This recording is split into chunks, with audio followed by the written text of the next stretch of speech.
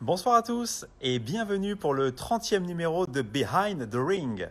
Nous avons le plaisir aujourd'hui d'accueillir le plus jeune champion de France professionnel de l'histoire de la boxe anglaise, en la personne de Monsieur Chris Essabé, un jeune boxeur talentueux qui a fait des choix forts dans sa carrière, qui l'a orienté de manière peu commune. On va pouvoir en parler avec lui. Donc élève du club des Mureaux, on va pouvoir échanger avec lui.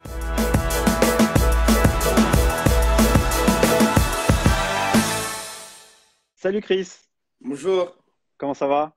ça va et vous? Bah, très bien, merci. Merci beaucoup. Alors déjà, je sais que tu le feras pas, mais déjà, tu peux me tutoyer, hein, je le Ça, précise. Ça va? ça va, merci. Cool. Bah, déjà, c'est moi qui te remercie pour nous offrir un petit peu de temps et de partager du temps avec nos internautes. Donc, merci à toi d'être là. Ça marche. Alors, on va démarrer. Attention, monte les mains, Chris. Allez, c'est parti. On va te laisser la parole. Est-ce que tu peux déjà te présenter en tant qu'homme, en tant qu'individu, déjà pour savoir un peu qui tu es, d'où tu viens et voilà. Bah alors moi c'est Christé Sabé, j'ai 19 ans et je fais de la boxe depuis 10 ans maintenant Mhm. et bah, c'est tout, hein. Très Et bien. c'est un des Mureaux bien sûr. Et Ouais.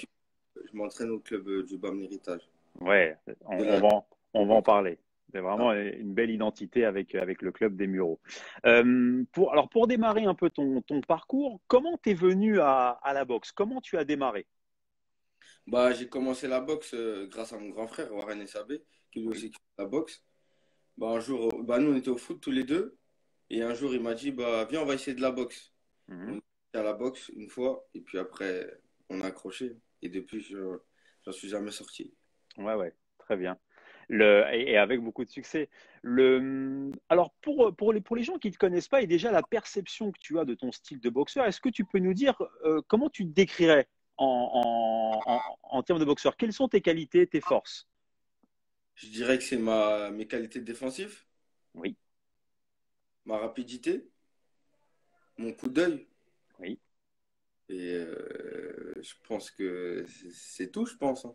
Très bien, très bien, très bien.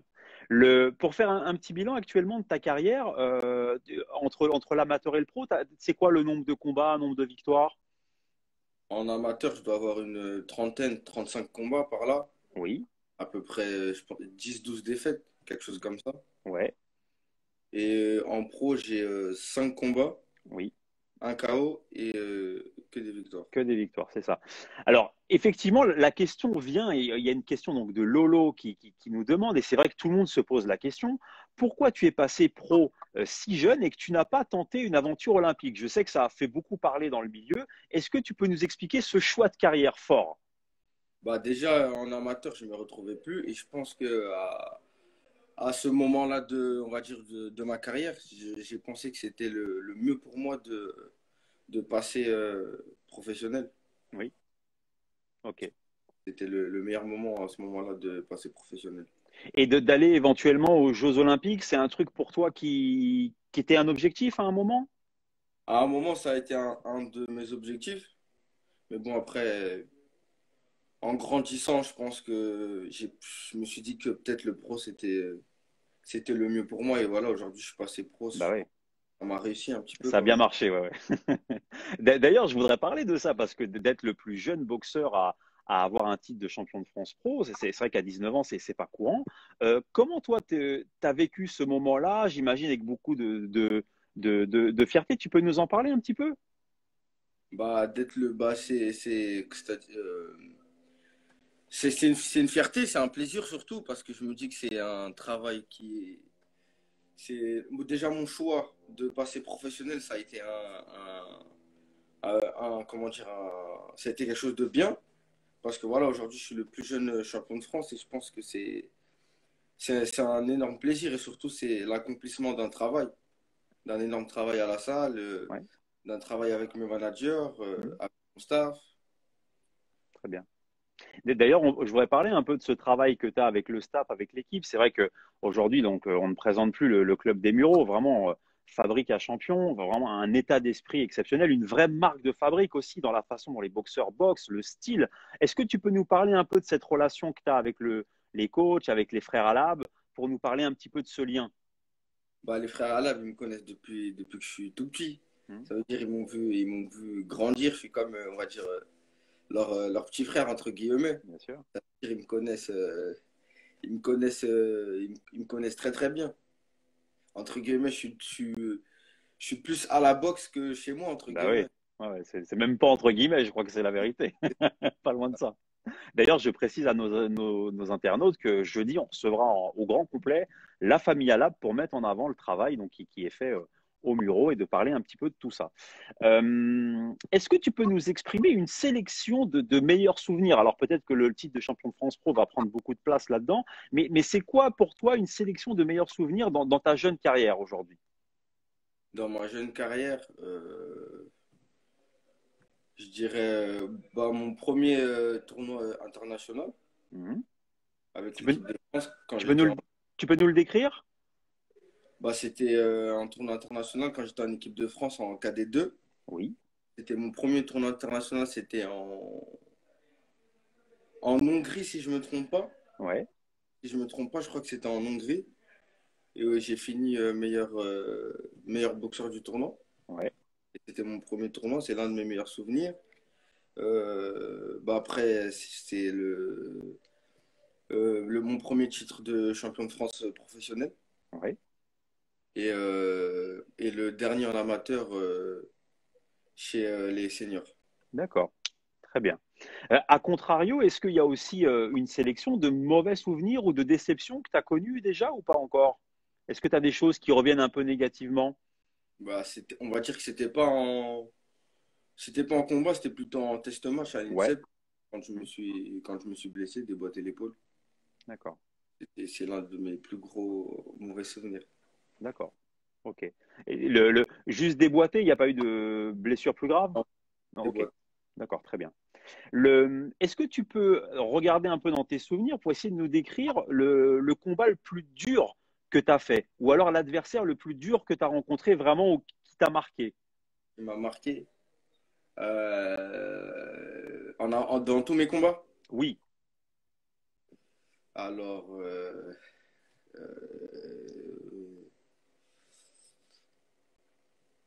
je dirais à l'international, hein. ouais, À l'international, au championnat d'Europe. ouais. Et le gars venait d'où, tu te rappelles? C'est un Irlandais. D'accord, très Ouais. bien. Ok, ok. C'est vrai qu'en général, ils aiment bien le duel. Ah. Il y a une autre question là de Lolo qui nous vient. Dans quel domaine tu aimerais progresser sur le ring? Au niveau de ma puissance, Ouais, tu vas frapper plus je fort? trouve que je manque un peu de puissance. Ouais, très bien. Le, D'ailleurs, en parlant un petit peu pour progresser sur certains points, comment tu t'organises là pendant le confinement? Tu arrives à t'entraîner un petit peu en lien avec le staff? Comment tu t'organises actuellement? Bah, là, on a repris les entraînements. Ouais, On a, en plein air. Mais sinon, à part ça, quand j'étais en confinement, ça va, j'ai un sous-sol et j'ai un ouais, petit peu de matériel dans mon sous-sol.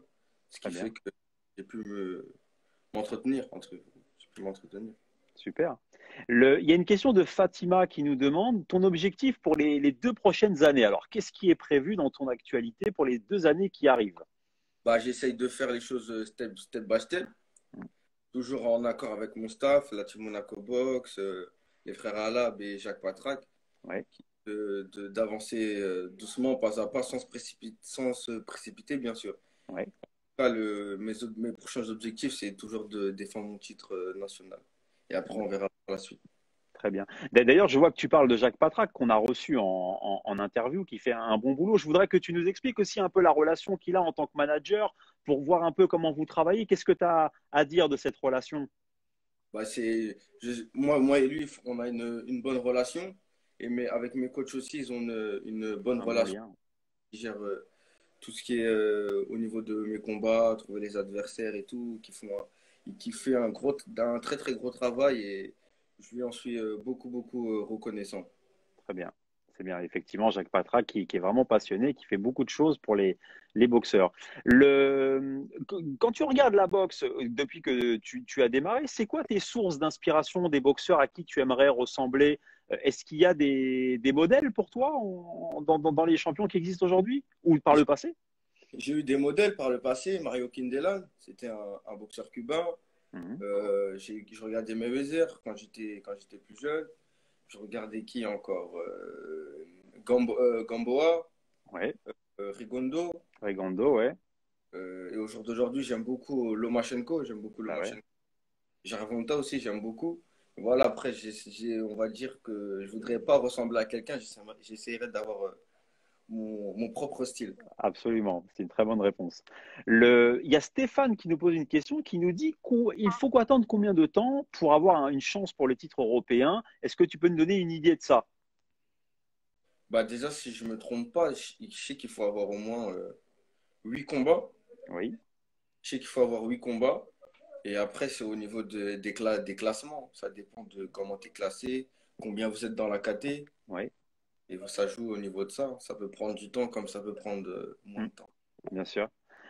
Est-ce qu'il y a quelqu'un aujourd'hui, alors que tu aimerais boxer de manière assez rapide, est-ce qu'il y a quelqu'un dans le viseur, quelqu'un que tu aimerais rencontrer dans ta KT?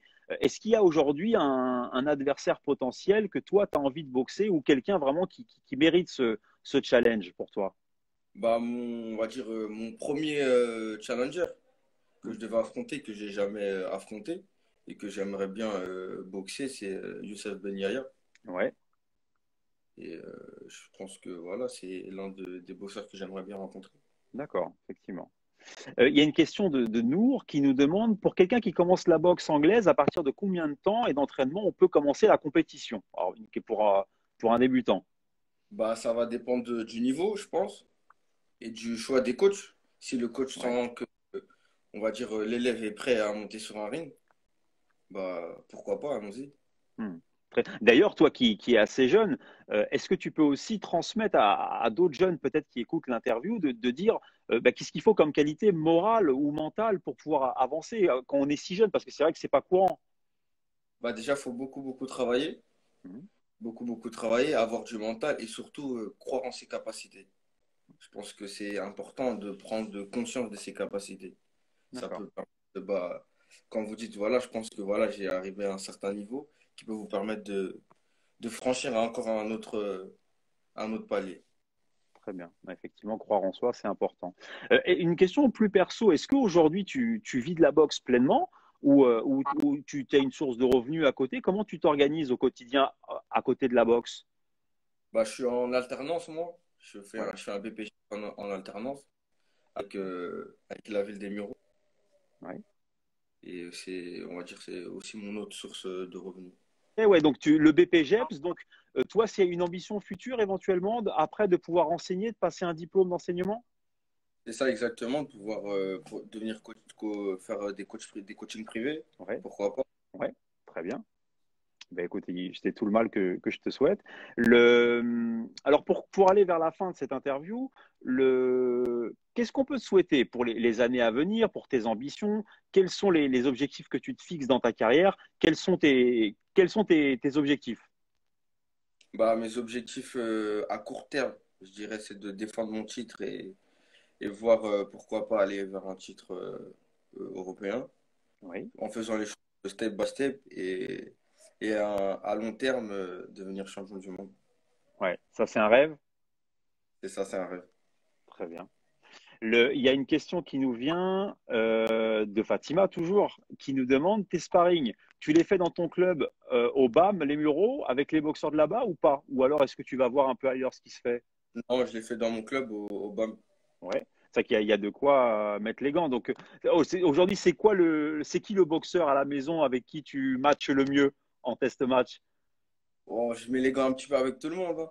Ouais, Un petit peu avec Ali Ladri, Ali Conki, Ali Galtier, mon frère, un petit peu avec tout le monde.